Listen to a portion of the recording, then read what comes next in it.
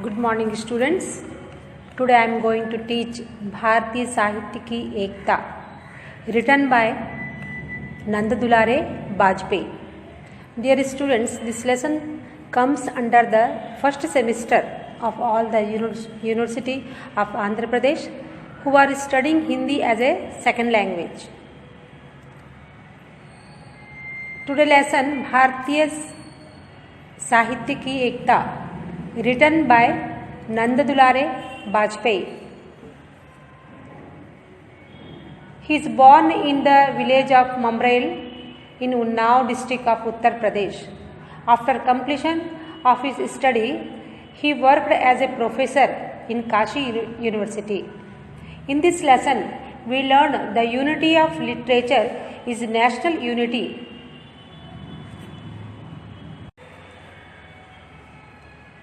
In the creation of new literature, ancient literature forms the basis, even though there are some difference in the literature of different languages of India like Hindi, Bengali, Marathi, Gujarati and South languages Tamil, Telugu, Kannada. Indian tradition is very ancient and also very rich. Take the introduction of other literature, but we should not be blindly imitated. Every country should develop according to his own tradition. The ideal of unity of Indian literature is the basis of our national unity. Students, మన ఆంధ్రప్రదేశ్ అనేది ఒక హిందీ ప్రాంతం. చాలామంది second language Hindi అంటే భయపడి ఎవరు కూడా ఎక్కువ మంది జాయిన్ అవ్వరు.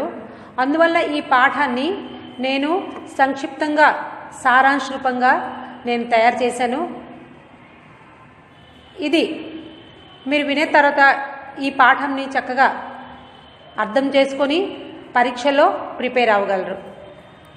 నేను ఈ పాఠాన్ని ముందు ఒక్కొక్క వర్డ్ చదివేసి లైన్ టు లైన్ హిందీ తెలుగులో బోధిస్తాను.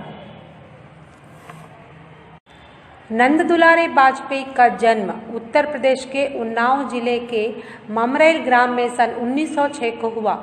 उन्होंने अध्ययन की समाप्ति के बाद काशी विश्वविद्यालय में प्राध्यापक का काम किया.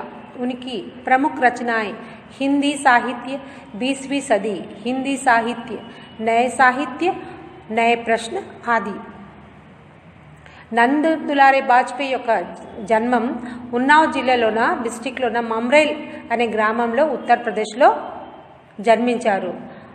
ఉన్హోనే అధ్యయన్ ఆయన చదువు స్టడీ కంప్లీట్ అయిన తర్వాత కాశీ విశ్వవిద్యాలయంలో ప్రాధ్యాపక్ ప్రొఫెసర్గా పనిచేశారు. కామ్ కియా అంటే పనిచేశారు. ఉనికి ప్రముఖ రచనాయే అతను రాసిన బుక్స్ హిందీ సాహిత్య, 20वीं सदी, హిందీ సాహిత్య, నయ ప్రశ్న. ఈ బుక్స్ అన్ని అతను రాసినవి. इसमें भारतीय साहित्य में पाए जाने वाले एकता के बारे में विचार किया गया है. साहित्य की एकता राष्ट्रीय एकता होती है. नवीन साहित्य के निर्माण में प्राचीन साहित्य आधार बनता है. भारत के भिन्न भिन्न भाषाएं जैसे हिंदी, बंगला, मराठी, गुजराती और दक्षिण भाषाओं के साहित्य में कुछ अंतर होने पर भी सार रूप में प्रवृत्तियां प्राय एक सी होती है. స్టూడెంట్స్, మన భారతదేశంలో ఎన్నో రాజ్యాలు, ఎన్నో భాషలు ఉన్నాయి. ఏ భాషలో ఏ సాహిత్యం రచించినా దాని యొక్క సారాంశం అనేది, దాని యొక్క భావం అనేది ఒకటే అని ఈ పాఠం మనకి బోధిస్తుంది. ఈ వ్యాస రచనలో భారతీయ సాహిత్యంలో కనిపించే ఐక్యతను మనకి వివరిస్తుంది. సాహిత్యం ఐక్యత అనేది జాతి సమైక్యత. సాహిత్యం అంటే ఒక్కొక్క ప్రాంతంలో వారు ఒక్కొక్క విషయాన్ని సాహిత్యంలో స్థానమిస్తారు. సపోజ్ కొన్ని ప్రాంతాల వారు పద్యాలు, గద్యాలు, కొన్ని ప్రాంతాల వారు వ్యాస రచనలు, మరి కొంతమంది కథలు, నాటికలు, ఇవన్నీ కూడా సాహిత్యంలో ఒక్కొక్క ప్రాంతం వాళ్ళు ఒక్కొక్కని ఎక్కువగా స్థానం ఇస్తారు. కొత్త సాహిత్యం సృష్టించేటప్పుడు లేక నిర్మించేటప్పుడు ప్రాచీన సాహిత్యాన్ని ఆధారంగా తీసుకుంటారు. భారతదేశంలో వివిధ భాషలు ఉన్నాయి. ఎగ్జాంపుల్గా హిందీ, బెంగాలీ, మరాఠీ, గుజరాతీ మరియు దక్షిణ భాషల్లో కన్నడ, మలయాళం, తమిళ్, తెలుగు ఈ వాళ్ళ భాషల్లో రాసిన సాహిత్యంలో కొన్ని తేడాలు ఉన్నప్పటికీ వారి భావము లేక సారాంశము తరచుగా ఒకే విధంగా ఉంటాయి. भारतीय परंपरा बहुत प्राचीन है, साथ ही बहुत समृद्ध भी है. प्रगति की दौड़ में अपनी सारी विरासत को छोड़ना या अंधानुकरण ब्लाइंडनेस करना मूर्खता है. विदेशों के साहित्य का परिचय అంటే इंट्रोडक्शन ले पर उसका अनुकरण करना मूर्खता है. प्रत्येक देश को अपनी विकास अपनी परंपरा के अनुसार करना चाहिए. స్టూడెంట్స్, మనందరికీ తెలుసు భారతీయ సంప్రదాయం అనేది ఎంతో ప్రాచీనమైనది, మరి ఎంతో గొప్పది. గొప్ప గొప్ప వాళ్ళు మన భారతదేశంలో జన్మించారు, మరి ఎంతో గొప్పది. దేశ అభివృద్ధి కోసం మన సంస్కృతి సంప్రదాయాలను వదులుకోవడం అది చాలా మూర్ఖత్వం. ఇతరుల సంస్కృతిని మనము వాళ్ళ సాహిత్యాన్ని పరిచయం తీసుకోవచ్చు, కానీ వాటిని గుడ్డిగా నమ్మి అదే మన అభివృద్ధి అనుకోవడం అది మూర్ఖత్వం. ప్రతి దేశం తన సంప్రదాయం ప్రకారంగా మన సంప్రదాయం ప్రకారమే అభివృద్ధి చెందాలి. भारत के प्राचीन साहित्य को देखे అంటే పరిశీలించడం तो उनमें एकता दिखाई देती है.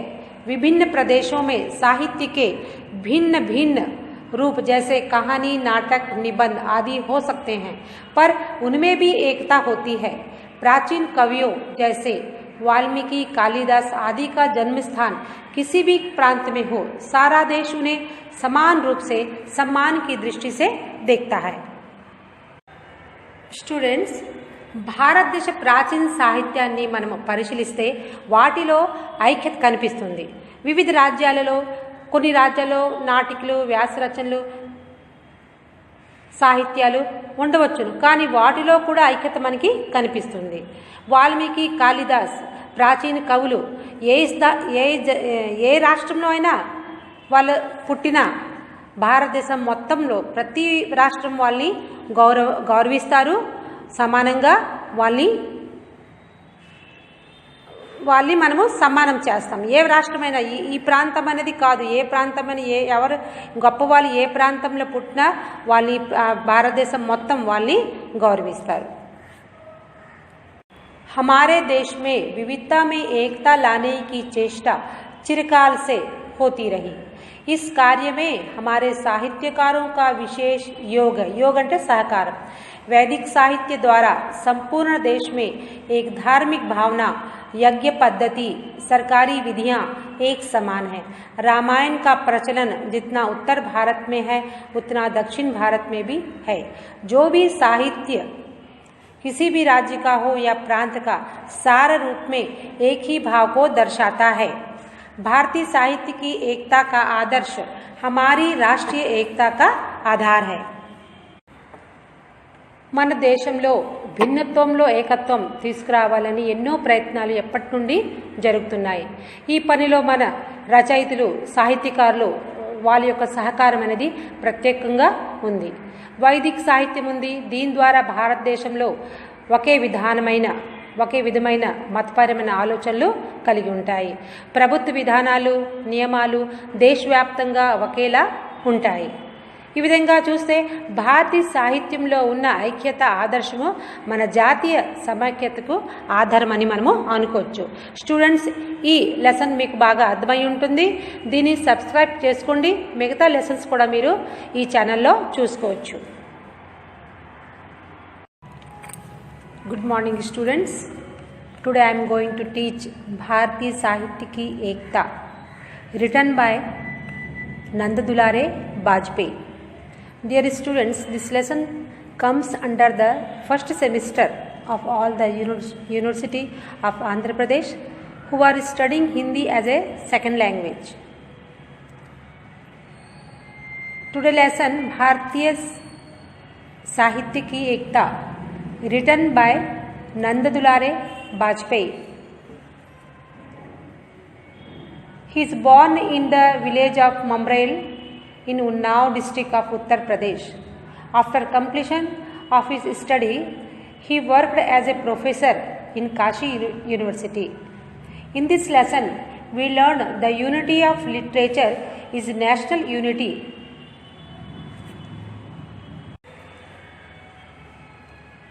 In the creation of new literature, ancient literature forms the basis, even though there are some difference in the literature of different languages of India like Hindi, Bengali, Marathi, Gujarati and South languages Tamil, Telugu, Kannada. Indian tradition is very ancient and also very rich. Take the introduction of other literature, but we should not be blindly imitated. Every country should develop according to his own tradition. The ideal of unity of Indian literature is the basis of